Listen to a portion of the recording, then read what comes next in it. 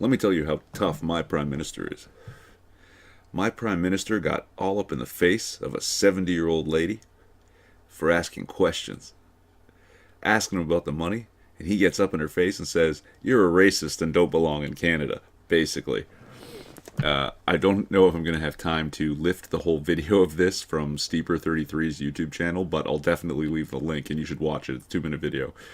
And I'll leave another link where the CBC had the gall to put out the entire transcript. It's about 6 minutes worth of conversation, thinking that somehow it exonerates him because they mention that she's part of a group called Storm Alliance, and I'll get into that too.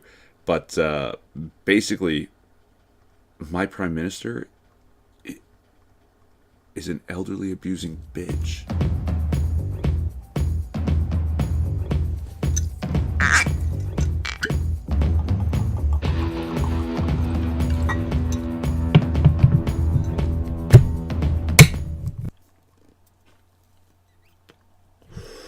Now, the name Storm Alliance sounds way too close to Stormfront for comfort, but that's literally all it is. It sounds too close. It's not. It's probably more comparable to a group like Les Meutes. They seem happy enough to question ideologies and heckle ideologies without saying anything that's actually anti-people, which, would be hate, I get, like proper hate. But yeah, I mean, just at a glance, I didn't see anything that was anti-people.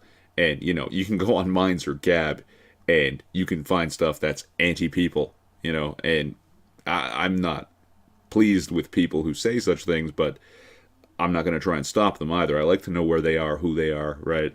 It's very, it's very useful to me to know where they're kept, right over there. But these groups are they're not, some people will refer to them as anti-immigration. They're not. They're just tight on immigration. And, all countries should be. I mean, it's very clear that there's some crazy shit going on the other side of the world. And it's in everyone on this side of the world's best interest to keep it there. At least not to import it here. So, that seems to be what they're about from my cursory glance at them.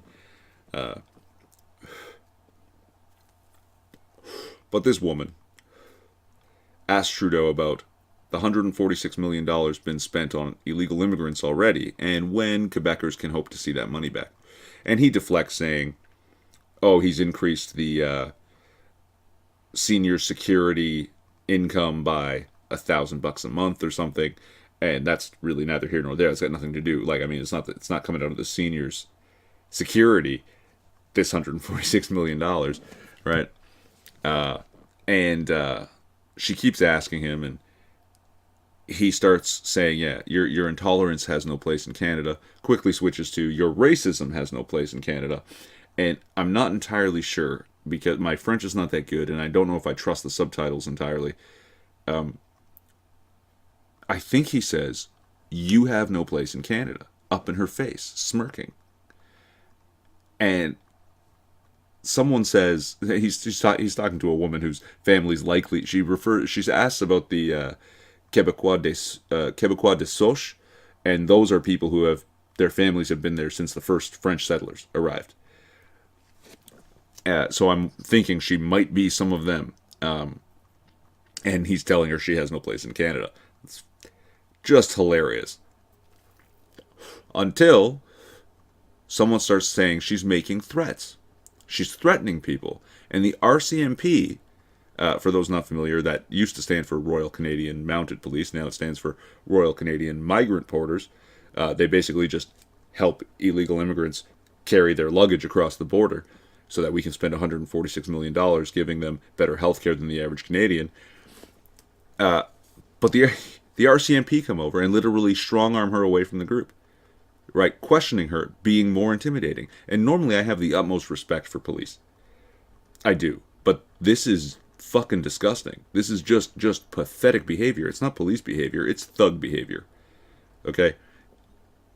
And to see them, trying to threaten and intimidate and physically pull this woman away from the group is just fucking gross. And, you know, we see all the time one side calling the other Nazis and the other side calling them commies. And I know how easy that knee-jerk reaction is. But seeing the leader get in the face of someone who's asking him valid questions, and then seeing the federal police force drag that person away,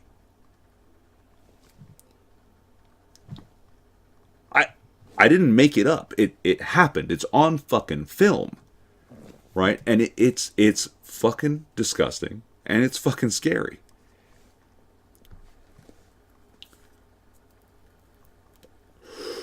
It's far too easy to have these knee-jerk reactions. The thing is, normally, give me time. This happened days ago. I can calm myself down, realize that knee-jerk reaction is not quite correct. It's emotion-fueled. But even though I'm calmer now, I still can't help but thinking, wow, that's like having Stasi in the crowd and Gestapo on the sidelines. Like, it's not difficult. It's obviously not the same. But the parallels are there. I didn't make them up. I'm certain I didn't make them up.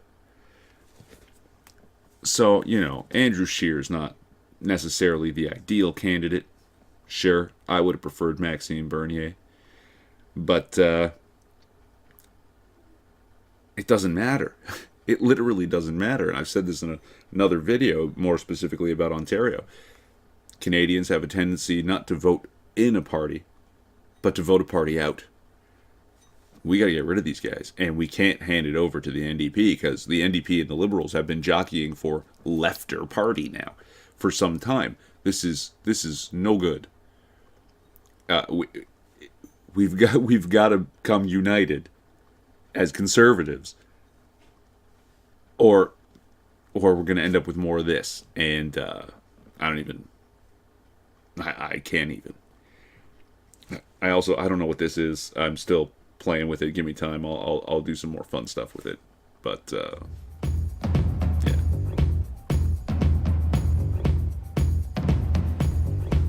Relevant links to shit I said in the description? Maybe. I'm Irving Twin. Like, subscribe, or don't. It's a free country. At least it used to be.